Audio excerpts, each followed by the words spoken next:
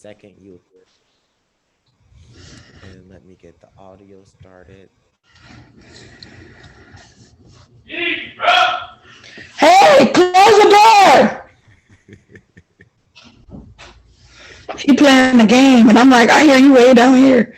I don't need to hear that in the interview. Right? Playing a video game. Right, Call of Duty, I think. Awesome. Okay, so and then let me just pull up your notes for yours. Okay. All right, so we're gonna start and hey y'all, welcome back to another episode of Wards of the State. I am joined by author, former foster youth, and just a brilliant black person, a brilliant, amazing black woman, Miss Brittney. How are you doing today? I'm doing good, enjoying my day off. Enjoying it. Thank you for doing this for me on your day off. I know it was really hard. No, it's all good. And now I got to get ready for the holiday rush at the airport tomorrow. So they said 3.5 million people was traveling through Hartsfield. Ooh, that is a lot of people. That is a It lot. really is. Um, do you kind of want to tell to get started? Do you want to tell the listeners kind of who you are, your experience in foster care, why you're here today? All right, so I'm Brittney Sherrill. I'm the author of A Suitcase and a Dream. And I grew up in foster care. I went in at the age of 10. I am a twin. I have a twin sister. We are identical. And then I have three other siblings. But all the girls went into foster care. I spent 10 years in care in the state of Michigan. And I did voluntary foster care. So I aged out at 19 and decided to stay in an extra year What to can you keep explain to the receiving listeners? funds. What What'd you say? voluntary? Can you explain to some listeners what voluntary foster care is? So, in my own words, voluntary foster care is when you stay in to keep basically receiving funds. That's what I did because I didn't have a plan. I didn't know what to do. So I still had resources and I still had to check in with the social worker once a month. Um, so I ended up moving to Georgia at 20, closed my case. I was like, hey, I'm in Atlanta. I don't know what I'm doing, but I'm staying here. And I've been here the last 9 years. Um, just a brief, I got tired of depending on the state of Michigan for, everything from food stamps to money. Were you in Were you a foster kid in Michigan as well? Yeah. I didn't know that. Why didn't I What? know that? Yeah, so I'm originally from Flint, Michigan. We're right Um, down the street. right. I went into care in Port Huron, Michigan. So I think that's an hour from Detroit. My sisters and I went in 2003. I think that's when the Cheetah Girls came out. The summer of 2003, I will never forget because we were getting ready to go to the sixth grade. We was excited because this school everybody and their mama went to. We was like, yeah, we about to go to Central Middle School with everybody. And then it's like the storm just came and just changed the whole direction of everything. Like Everything. lives changed instantly. I would never forget the day that I went into foster care either. It was June 14th, 2001. I remember that day specifically because it's a day before my brother's birthday. His birthday is June 15th. And it is a year or it's a month and a day before my birthday. And the reason I remember the year is because I remember having one last New Year's Eve when Y2K like came around. I remember Y2K being a big thing in the hood, and we having a Y2K party, and like that was like the last party that we ever had with my biological mom. So it's so funny how we have Wow. different things that like stick out in our brains about when we went into care.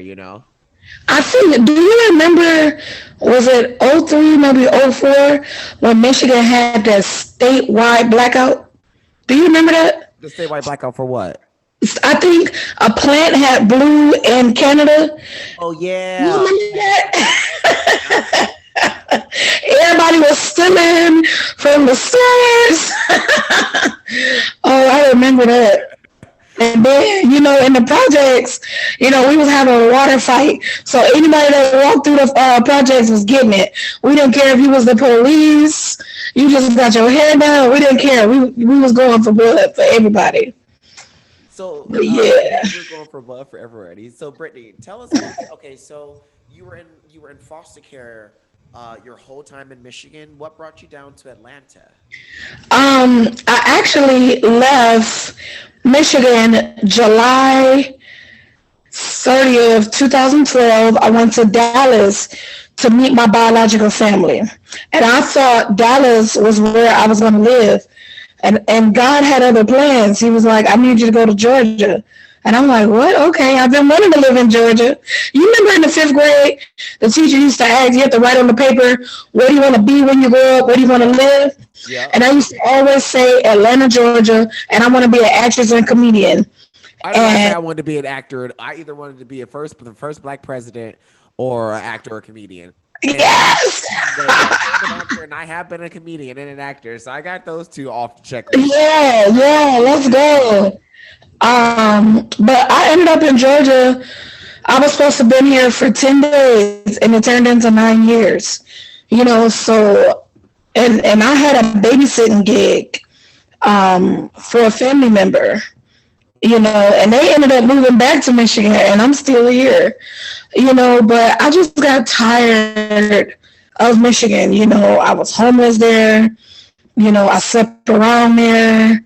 You got food stamps, anything you could think of. I remember having this guy. I stayed with him at his boarding house or a halfway house. He was on the tether, and I was like, man. And I knew he was getting off, so I took my suitcase and I disappeared. I had never been with anybody because I was 18, 19. I had never been with anybody, that old. He was like in his 40s. Oh wow. Yeah, so it was like a hustle and flow mentality for me. I gotta get it where I It's can. hard out here for a pimp when you don't have Okay, money for the rent. When the Cadillac and listen, gas money spent, they got a whole lot of bitches up and ship. listen. Okay, because if I gotta sleep with you to get what I slept with somebody just to eat or somewhere to sleep. Yep. I So that's I talk something I about never that. talked about. I talk about that a lot. And I think that was one of my first topics that I wanted to cover with you, and that's transitioning out of foster care, Yeah, and what a lot of us actually end up having to do when we age out, or when we transition out. Your experience was a lot similar to a lot of ours, like yeah, for me, I it happened to me when I was 15. I didn't even get to 18 yet. But it had, the sex work, the moving from house to house, couch to couch, sleeping and doing things with older people that I had no business doing, yep. just to simply survive. And why do you think that is? Why do you think that so many foster youth have that same story? That's a good question. Um, when you get to that age, you 16, you ready for 18, and you're not prepared. So when you get out there, you go back to what you know.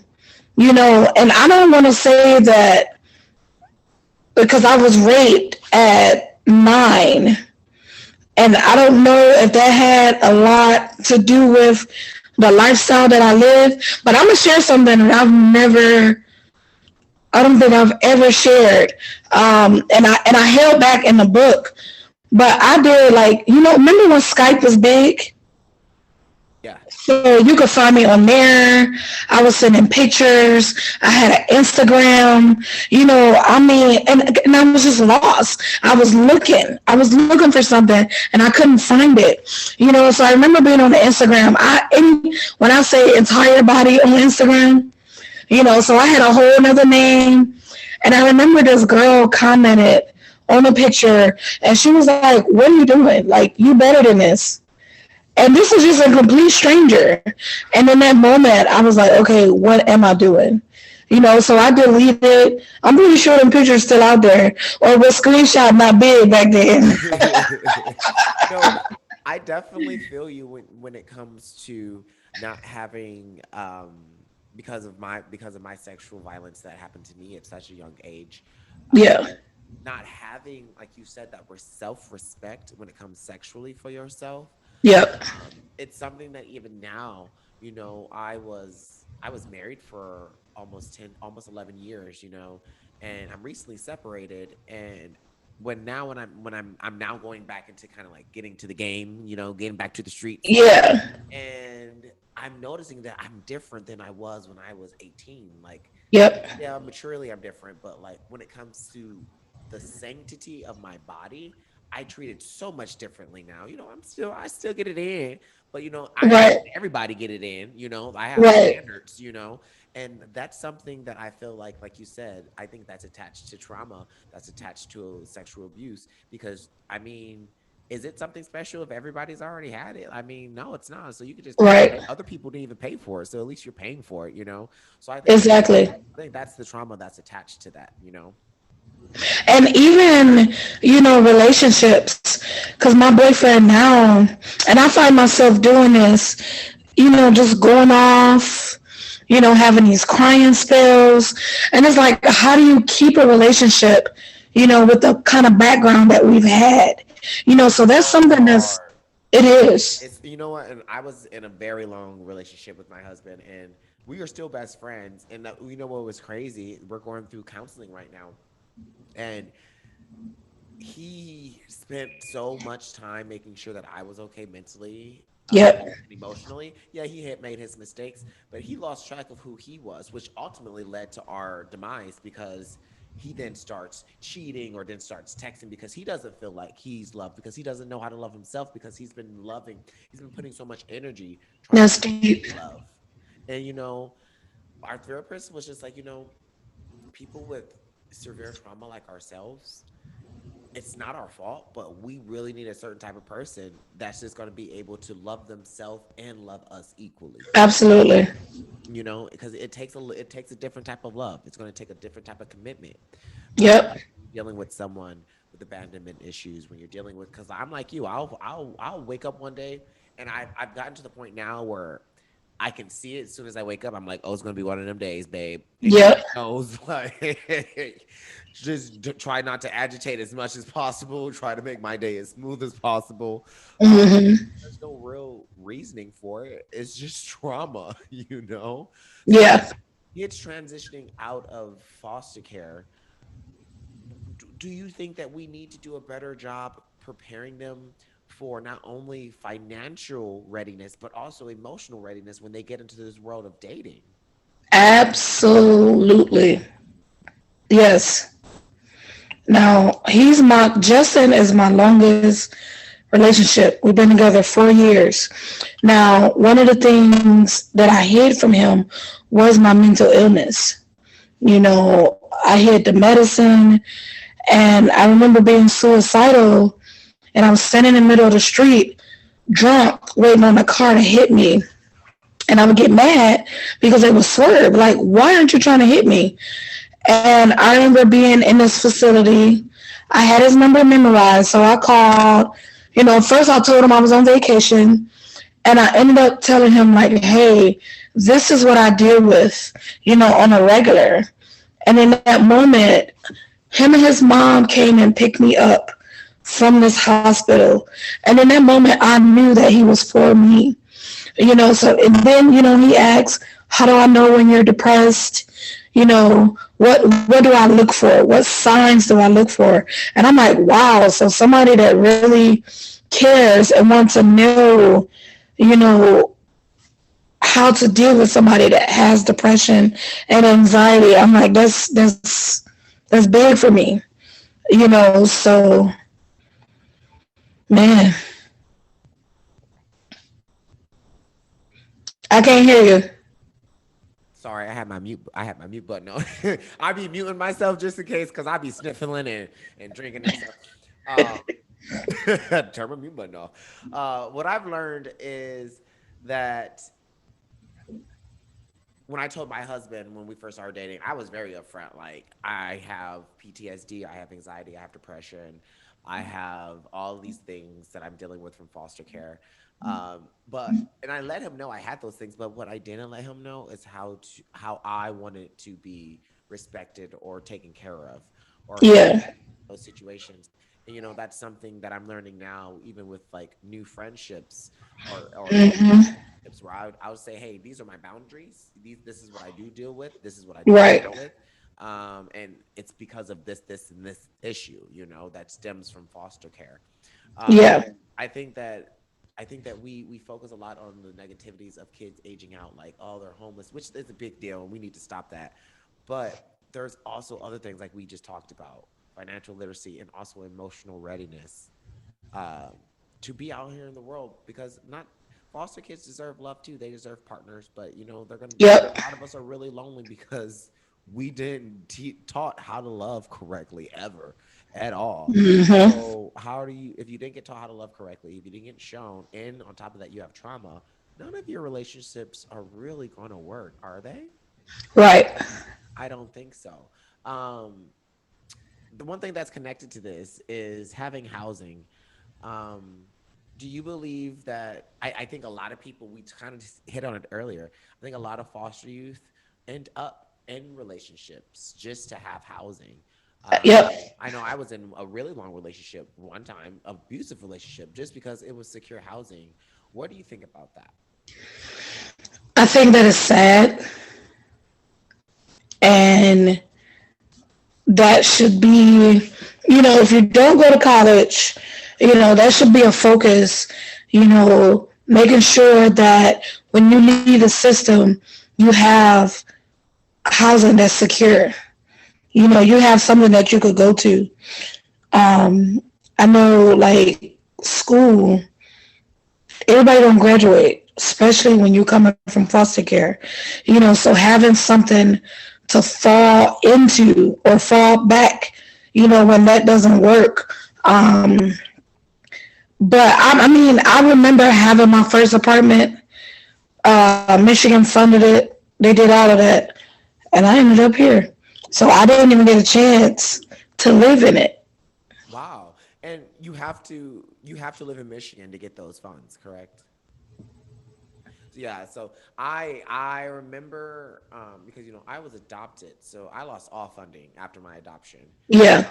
except for their stipend. They got their adoption stipend until I was like 21, even though I wasn't with them from the age of 15 on. But I remember calling the state and just asking, like, why can't I? And they're like, you're not a ward of the state anymore. You have parents. They can go pay for everything. And I was just like, this is ridiculous, because how often does this happen? But even then, these states are offering housing, but is it actually functionally available? Like, it's something that you offer, but is it actually functionally available? You Right. know, um, like you said, like, you had it, but you never used it. So I don't understand. But you still ended up home. So I don't understand them only saying it can only be in Michigan. If you were a foster child, I don't care where you decide to live, that money should follow you. I don't, Yeah. you know. Only thing that followed me was it ETV. I think they were out of Lansing, and I was able to use that in Georgia. But you had to maintain a certain. And what's that? ETV. Oh God. Let me see. Um, I know it's for foster kids. You had to have a certain GPA to get it. So it was a grant. Yeah, so it looks like a grant. Uh huh. So grants for aged out foster youth, ETV for post foster care. It's the Samaritas Guide Foster Youth Through College and federally funded education assistance grants. Education training voucher. Yep, education training voucher. Oh, okay. Well, let's look at us, just letting everybody know the T. Um, Shoot, when is the Yeah, I age think you have to cutoff? have like a When is the age cutoff 3.0. on that? Because I need to get some of those. Right. I'm looking here. It says to age 26. I hate that every. Okay, so I just turned 20. I'm just turning 29 next month, and everything for foster care cutoff is 26, and I'm like, Yep. I was too busy trying to survive to even look into these type of programs. Now that I'm at the Exactly. point where I'm like, oh, I could use this. Yep. You- Because I'm like, I'm back in school and I'm paying out of pocket I'm about to go back to school. I'm like, I need because to you get can't find scholarships. You can't find grants unless you're a certain age. And I hate that. Yep. Yep. Oh my goodness. Well, guys, we're going to take a quick short break and then we'll be back and we're going to talk about Brittany. We're going to talk about her book and we're also going to cover some things that we wanted to cover about the foster care system. So don't go anywhere and we'll be right back. Look at you with commercial breaks. Oh, this podcast, I'm telling you, Brittany, this podcast is going to be amazing. We have two sponsors so far. Um, What? I'm trying to make it the biggest because right now, Rob Shear, I was actually on his podcast a couple weeks ago. Okay. Comfort Cases. He has the largest foster care podcast. And I think it's ridiculous because he's just a white man who will, well, he was in foster care himself, but he also fosters. But it's one of those like he adopted black kids and it's I think I thought I talked to him Monday because he's waiting on me to get my 501c3. mhm. And then I talked to Thomas Yellow Eyes. I don't know who that is. He was in foster care. Is he the one that live in? He lives somewhere. But yeah, Rob has one of the largest foster care podcasts, and I just feel like it should be black. So I'm trying to make the largest black foster care podcast, where we really talk about the realness. Like I like his podcast. He like helps foster parents and stuff. My podcast is not going to be about that. It's just Yeah. shining light on each of our individual stories and giving what we would change in the system. So that's why Right. that's the three questions of like what would you change, and that kind of sets up the episode. But within that, getting your personal story too. I feel like foster care and their rules need to be the same across all 50 states. Because it's too many states, too many rules, too many. One state you can. There are too many different rules, too many different states. You're right. Yep, one state is 18 to age out. Michigan was 19. Seattle is 26. Yeah. Like so, just like Washington's 26. All right. So before let's hold on to that thought. We're gonna get right back. We're gonna come right back. Okay. All right, guys, and we're back. Please be sure to check out some of those sponsors. Also, check out some other podcasts that we are producing with Dillard Media. We're a one-man show here. I do it all. I produce, I host, and I don't know what else I do. I'm here with y'all. I don't know what else I do, but I'm doing it all. So make sure you check out all the other podcasts that are produced by Dillard Media. And with that, Ms. Brittney, your book. Oh my goodness. Tell us about the book. So the book I wrote or started when I was 13. I was living in Grosse Pointe Woods, Michigan, at the Children's Home of Detroit. And I remember telling the therapist, I said, I'm going to write a book. And she handed me a pamphlet. And it said when I was born, when I was one, when I was two. And I took it and I ran with it. And 13 years later, I decided to pick it back up and publish it. Oh goodness, it was when I say it was definitely healing for me. There were things that I thought I forgot about, but it was literally just in the back of my head in storage. It was amazing to me to remember things that my twin didn't, or if she remembers something, I'm like, oh, I don't know what you're talking about. I think I published it. What am I, 29 now? I published it at 26, 25. I published it at 25, and it's been a beautiful experience, to share my side of the story. I wish my twin would tell her side. She was adopted. Again, we are identical twins. My twin was adopted along with my baby sister. We were 13. And I remember being on a call, a 7-minute call, in my group home, and she was like, "Oh, I just got adopted," and I just remember saying, "What about me?" You know, Okay. I felt so rejected, left What was the behind. reasoning? What was the reasoning of not adopting the pair of twins? Because that you think most foster parents would be like, "Oh, that's perfect, a set of twins." Well, I was bad, I guess. And I think that's a lot. Something that I do not like, especially in the foster care system, is the records that are shared. I do not believe that records should be shared with foster parents. Now, if it's if you like went to juvie or like really hurt someone, yeah. But I don't think that they should have access to your full record because before they're able to meet you, yeah, they can. Yeah, the social worker can kind of give them a rundown. Yeah, they can get kind of like an outline. But I think once they get your full record, especially in my case, it kind of gives them a unfair bias of you before they even meet you, and they kind of Yep, judge you before they meet you. And a lot of the times when that happens, they already have this prejudgment of how you are. So that's literally how they treat you. So if you're gonna treat me exactly. like a bad kid, so if you're gonna treat me like a bad kid, I'm gonna be a bad kid. And it just pisses me off um, that a lot of kids are looked over in foster care or for adoption because of their record. You know. Yep, you're So right. with your twin being adopted, how was she transracially adopted? Was she adopted by people of color? How did that work out? She was a her and my baby sister were adopted by a black family. We were all the four of us was all together in a home at one point, and this is so. I felt like because the day we were taken away, I reported the rape, um, and I didn't hear anything else about it. I thought they had forgotten. So when we got to this foster home, I feel like since I was the only one that went through that, I needed somebody to myself, one on one. I didn't want to share the home with my sisters. So I tried everything I could to get them out. I remember my sister, sitting on the top bunk with a belt around her neck just pulling it. And instead of saying something to her, I went and told.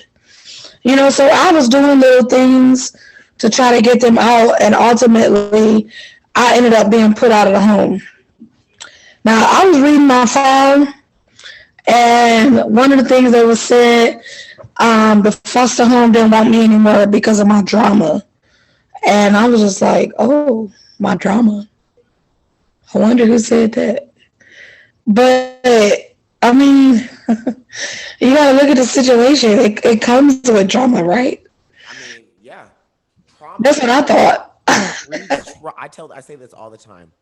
Untreated trauma breeds drama. I know that's a lot. That's a lot of Yeah. a mouthful, but untreated trauma will breed drama. And don't be surprised when you have a dramatic ass child who because no one's been listening to them. No one's been listening. Yep. The whole world has been harming them. Um, so when you wrote your book, A Suitcase in a Dream, and you said it helped you unpack. Um, how did that help or hinder your relationship with your siblings? Because I remember writing my book, and I remember before my book was published, I was letting my mom read some of the chapters, and she was like, "No, no, no, no, no," and I was like, "Yes, yes, yes." This happened, and even my siblings, some of my siblings are just like they didn't like the way that I may have given my opinion on them in the book. So how did your sister take it, and how did your siblings take My it? siblings were cool with it. It was my biological mom that had the issue, Mm. so she ain't talked to me in a minute. She still hasn't talked to you, she got over it. She don't talk to me. So, you have to change. I changed some names in the book. So And she, you don't have to. You don't have to. I didn't change anything. I gave everybody's first and last names, and someone tried to sue. I've been tried to be sued several times, by social workers, by adoptive parents, by foster parents. But you don't have to change the names when you write a memoir because it's 100% opinion. It's literally this is 100% my opinion. Now, if we wrote like if I were to write in a book about your life, then I would have to change the names because then that's not an opinion. That is me giving a fact That's me stating a fact on something that I don't have lived experience or first person experience. Yeah. You can write. You can be like, um, the sky was orange and all my foster parents had wings and they all were murderers, and they can't do anything about that because that's your perspective of Oh it. wow, I didn't know that. I was just always told that they could sue. So No, I was just you like, you can work your way around it. What's kind of cool, your next book, I'm gonna give you her name. My editor is also an attorney, so she was actually helping me edit the book. She did my physical editing, my developmental editing, and she also did legal editing. So legal editing is just that, where she goes over and makes sure like, oh, let's you can't get sued by anything. Because I was talking about like so and so who birthday 7/15/92 raped me. I yeah. was given straight names, facts, and birthdays because I did not care. But yeah, that's one fact that I did figure out writing my book, is that you cannot get sued if it's a memoir because it's just your opinion. But go ahead. Sorry for cutting you off. You said your biological mother just doesn't have any contact. No, she don't talk to me. So and she told me she read the book, but my sister told me she explained the book, and I'm like, in my head, that's two different things. You read it or somebody explained it. But hey, it is what it is. She DM'd me one day and said, "Who is James?" And I came back and said, "Well, I thought you read the book. Anybody that read the book know who James is. That's the rapist." Hmm. So and then I just felt like she was lying. You never read the book. Hmm. So she went on saying some stuff, and then she was like, "Well, I didn't know, and I won't bother you again." Blah blah blah, whatever she said. But she ain't talked to me ever since. And So how does that make you feel? I didn't have a lot of contact with my birth family. And then when I was 19, I did find them and we had contact, but it was very strained. Like it was financially, emotionally abusive sometimes, but I was just thankful to have them. And then after my mom and my sister died in a car accident, bro, like when I tell you, a lot of people hate me when I say this, but when your biological mother dies, like it's a weight off your shoulder. It's a weight off your ooh, shoulder. Carlos. It's a weight. Like, because it's like, even in foster care, the weight was off, but it was still like, she might pop up. She like, nah, I know she ain't coming back this time. Yeah. I know she's not coming back this time. Like, I know because I put you in the incinerator. So I know you're not coming back. And when I tell you, it's just this weight because I don't have to deal with the guilt, the grief, the Yeah.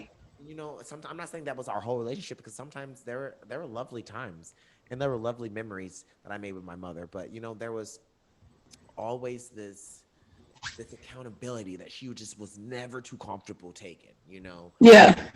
And that was part of being a black woman, where I'm owed respect. I'm your elder. You gotta, yeah. I don't have to respect you at all Because because you you don't didn't deserve it. respect me. Exactly. A What lot of did you people. call her? What did I call my? Well, I called my mom, um, and I called her Mia until she apologized to me. And then once she apologized to me for putting me through foster care, that's when she got the right to be called mom. Oh no, I don't think I can ever call her that again. I mean, because you lost it. You lost us three times. Even if she ever came back and apologized and actually showed, like, did the work, because that's what my mom did. My mom apologized, and I was like, you're gonna have to show to do the work. And she would come and like stay with me for like three, because she would live in Michigan, and I would live in Florida or Washington. So she would come for like 3 weeks, 4 weeks at a time, and just stay with me, and just kind of like really just show like she's putting in effort to try to learn about my life and respect my life. Even still on my dime, 100% on my dime, but She lost us 3 times. I just, you said she left you 3 times. she lost us 3 times. Whew. Second time, they came and got us from school. You know how embarrassing it was? And then I think the third time, we were on an unsupervised visit at her house where she lived down the street from the foster home. And my twin put on a jacket because she was cold, pulled her hands out the jacket, and it was like a little tube. Of what? Crack. Oh no. And we all just looked at each other, and she was like, "That's not mine. That's my friend's." And I'm just thinking, like, am I stupid? So I went and And how old were reported you it. guys all at this time? Well, we maybe 11. Wow. So Yeah. so so your mother struggled with an addiction problem. Yep. Um, my sisters, they couldn't stand me for a long time because I reported it. And my thing is, who knows where we would be had I not said anything? Ooh, girl, you speaking to the prior choir because Come on now. I was the one who reported us. I was the one who finally went to my teacher and I was like, "Yeah, my mama hasn't been home in like 3 months, so I don't want to go home for the summer because I don't know when I'm gonna eat next." And that was the final straw. And for the longest time, my siblings were like, "If we wouldn't be in foster care if you would have just like kept your mouth shut," and I was like, "And we probably could have possibly died if I did keep my mouth shut." Right. So which Exactly. one's better? Which one's better? We're robbing stores and robbing people to eat food. Oh man, that's what they did. Kmart. Bianca came home. We came home from school one day. She looked in the cabinets with no food. So I guess, my mom, she decided she was going to do something about it. So they went to Kmart every single day with just food. That's because that's all we needed. Then Carlos, fifth grade graduation come up, and you got to dress up. We didn't have it. So she taught us how to steal. Back in the day, they didn't have the sensors on the clothes. Uh huh. So, she take about 5 or 6 outfits in the dressing room, whichever outfit you like, you put it on, And put you your put clothes your back clothes on, over. Yep. and you walk out. Now, I'm like, if I gotta do this, I'm gonna go all out. I grabbed me a purse, some shades, and I had a little two-piece skirt outfit. And I remember we remember the disposable cameras, and we all there in the projects taking pictures. And all you hear was, ooh, twins. Where y'all get that from? Y'all stole it? And we was like, yep, because we was proud. So y'all not about to talk about us, in our fifth grade graduation. But they got so good. Now, I stole one that one time, and that was for my outfit. Because I was heavy in church.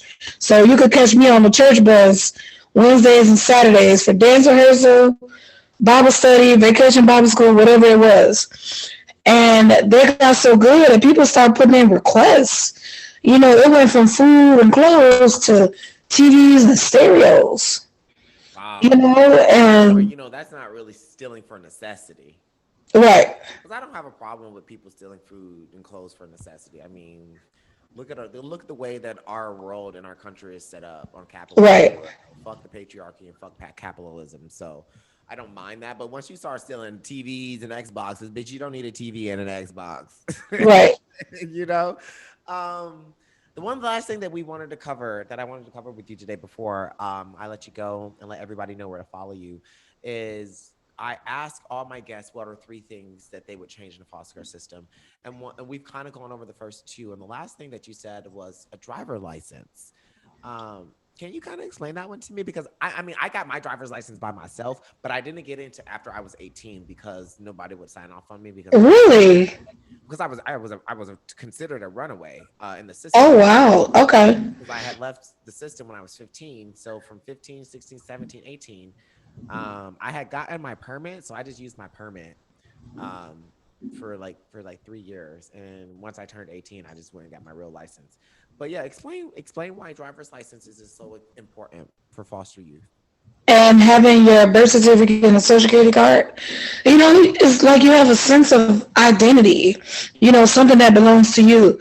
Now, for me, I had 2 really dope foster parents. I was in a 2-parent foster home my last 3 years of foster care. That was going to be my question I forgot to cover in the first segment. How many foster homes were you in? I did 7 and 1 group home. Okay. And how many, at an expanse of how many years? throughout the whole time in the system. So yeah, Um, so that's okay. Hey, that ain't bad. That ain't bad. I was 37 for so 4 years. my freshman year, I stayed in a group home. And then I got a call like, hey, there's a foster home that wants you. I'm like, okay, cool. Get there. You don't want to let me go to my church or let me see my sisters. So I left. I ran away. I'm going to share this. I don't know if you remember having Dare in the fifth grade. Yes, I won there. I won it. Oh yeah. I won So that little we had this competition in black debate. officer that came in. She teaching us about drugs while drugs is going on in the house. And I'm gonna tell you, this went full circle. So at 10, I met this lady. She ended up Officer Brisby, well Sergeant Brisby now. She ended up being my foster mom at 15. Um, Wow. yeah, crazy, right? And her husband, so they took me in at 15. There was the longest foster home. I stayed there for 3 years. My foster dad, he is now a lieutenant in Southwest Detroit. Just got it, I think, a month ago. He's doing the damn thing. But I had never experienced a love like that. I moved in, my GPA was a 1.7. I graduated, I was a 3.2, I think. And look, they wasn't just foster parents. My foster dad, when he saw my grades, and like he wasn't gonna deal with that. He was like, "Do we need to start whooping you?" And I was like, "What? No, like." So I was like, "Let me get my shit together." When I what moved what in, what made them different to make you want to get your shit together? one, it was two parents, black, and it was different from what I was used to. When I say that the love was so real, it was so genuine. It was times where they could have sent me back, but they fought the fight with me. I remember coming home from school crying, and they coming in the room, like, what's going on, like, what's wrong, and just to have them actually care. They were involved in high school. I had an opportunity to go to Switzerland, but I was scared to fly. So I didn't do it, and then I'm going to damn New Orleans the following year on a plane. You went to Switzerland. But just and from the jump, my foster dad, what is it? This is not a dictatorship. This is a democracy. Whatever he said, This is and I'm not a like, oh, democracy. This is a dictatorship. yes, so having chores, I had to literally work. For the things that I wanted, and if you got in something, you couldn't Structure. quit. Structure. Um, I remember I was on a dance team and we would never win. And I couldn't quit, so I got kicked off. And I ended up on punishment like the whole rest of the school year. And I was like, oh shit. But just the love. And I still talk to them to this day. And whenever I interview or whatever, I gotta shout them out, because they were so good to me. Whenever I go to play on, that's where I'm staying. I stay there. Whenever they come here, they make sure they see me. I was the only one in the home. They had a granddaughter, and she just loves me. And it's like, why? I had so much I was dealing with. She's 17 now and still fool with me. And it's like, wow. So I guess it was just being in an environment like that. I remember her saying, I wrote a letter asking them if they could adopt me. And I remember my foster mom saying, you don't have to be adopted to be part of this family, you know, because you are a part of this family. And I still feel like that to this day. You walk in the house, there's this family picture, and I'm in there. Like, oh my goodness. You don't see that. You don't hear that too often, so, and they ain't did foster care since. That is an amazing story, Brittany. Thank you so much for sharing. I love that, and I love how you said you don't. Excuse me. You don't have to adopt to be part of this family, and I think that right there is the most important takeaway of Yeah. this episode. Not only for the finances that are available to foster youth, But also just for foster youth to know that they do have a family, even if they don't have that piece of paper, even if they're Yeah, not certified. absolutely. So thank you so much. I just thought your story was just so beautiful. I loved having you on the show. I love your book, A Suitcase and a Dream by Miss Brittney Sherrill.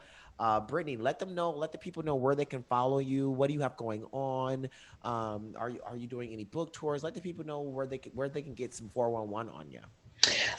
You guys can follow me at on Instagram, Suitcase Dream Foster Care, and then I have a Facebook page, a Suitcase and a Dream Corporation. I am working on a children's coloring book for kids in foster care. Why do we all? I swear to God, Brittany, we are all on the same wavelength because I'm not working on a coloring book, but I'm working on an ABC Kids book. Yeah, Plain, it's the ABCs of foster care. So this is pretty much gonna, but it's actually it's the kids book for ages like 3 to 6, but it's a little bit advanced because I feel like they need to know these words that will be yeah. around them. So instead of giving them like A is for apple, I'm like, no, A is for adoption, B is for biological family, C is Let's go. When is this dropping? I'm hoping that it drops in January. But you know how it is. Okay, It depends on how much I hustle and how much I get done. I'm gonna show you. I would love this coloring book that you got going. Now, are you doing the are you drawing? Are you doing the drawing or did you get an illustrator? I had my friend that does my suitcase and a dream shirts. Uh-huh. He um he drew the pictures, and I think I'm still playing with the title. And you let me know if you like it. But I was thinking another home, another family. Ooh. Another home, another family. And it's all different pictures and coloring books of oh my God, girl. Yes. I love this idea. And then I'll have word searches in there, so like foster care, um, overcomer, just different things. And I'm trying to see how I can get my own coloring pencils. I have a trash can with a bag, and then I have a suitcase. Then they'll be able to draw how they're feeling. Oh, please Um, let me know when you get this done so I can buy it and support you because you know I love supporting any way I can. I love foster youth. I think foster youth are the most innovative people. We're we the are. innovative people because we are real hustlers and real survivors for real. We gonna make it one way or another. You are so right about that. Then I have some other things going on. I'll share that with you after we get off of here. But Yeah, we don't get all of our secrets away. We ain't got trying to give all of our secrets away, y'all. So she has her coloring book coming out. She has her book that she's already published. Is there going to be a sequel to book one? it is because a lot of people are asking like where I am now. But I wanted to get the coloring book out the way. But it's definitely going to be a sequel. And then I'll just share the The other part subsequent too. after that. You know, a Yeah. lot of people always ask me because I my books is a trilogy, so I'm doing foster care, adoption, and then after adoption. But a lot of people are like, "Oh, your audiobook. Is your audiobook available at the moment? I've been asked about that in Kindle because I had somebody in Vietnam that was wanting to order the book, and I'm like, okay, let me just go home and get it on Kindle. I got the Kindle. My Kindle versions do really well. Really? Yeah, it's Kindle versions do really well. I started off with Kindle versions and ebooks. Well, I did it all. I did the physical copies and then I did the Kindle copies too. I'd say they do almost as well. The only thing I Okay. don't like about the Kindle copies is like right now with Kindle or like Apple Books, you can technically what people are doing is they're doing text to speech, which is an audio book technically because that website Right. just reads it. But I don't like that because I was with a friend. She's like, oh, I'm listening to your book. I was like, how are you listening to my book when I haven't made an audio version of it? And she was like, oh, I just use text to speech, and it's just like the robot voice reading. And I'm like, oh, that sounds horrible. I would never want to listen to my book Right? the way that. But my audiobook, I I was playing around with the idea of having a child read the book. Yeah. like a 7-year-old, 7 to 10-year-old read the book because I wanted to sound like a kid. But then the more I'm sitting on it, I'm just like, no, I think my following wants to hear my voice and have me read a book. Also, I would have to find a very unique 7 to 10-year-old who can read that type of trauma and not be affected by it. Right, right. So I was just like, let me just go ahead and read it myself. And I already I have my own sound studio and everything else that I do for my business. What? So, oh yeah, like I'm in my whole sound studio. Oh, wow. This is what I do. I do media production. So a lot of people don't know that. That's what I do for my full time job. Is I own a media company and we produce ebooks and podcasts and music videos. Oh, check you out. So yeah, that's why it's so easy for me to be like, oh, I want to do this idea and actually get it done because I already have the tools to do So it. you do videography? Videography, drone footage. Okay, so look like I'm gonna be coming there, because I want to do something once a suitcase and a dream nonprofit get going. I want to do some type of video with the suitcases. Plus, I fly for free, so yeah. Please. Oh yeah, because you work for the airlines. Right. Give me that buddy pass.